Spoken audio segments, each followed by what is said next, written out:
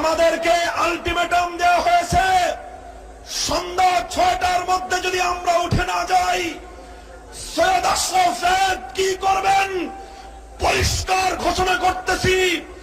আজ রাত্রের পরে আপনারা কোন পথে পালাবেন সেই পথ দেখার চেষ্টা করুন।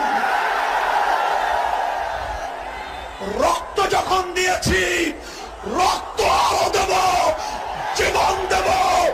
রক্তের বিনিময়ে আল্লাহর জমিনে আল্লাহ নবীর ইজ্জতের হেফাজত করেই ছাড়ব ইনশাআল্লাহ।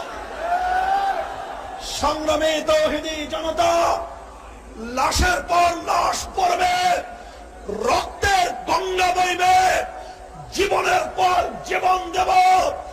তোমাদের কাছে কত বুলেট আছে, তোমাদের সমস্ত বুলেট গুলোকে মোকাবেলা করার জন্য আমাদের বুক রয়েছে। উন্মুক্ত বুকে আমরা তোমাদের বুলেট গুলো পেতে নেব ইনশাআল্লাহ।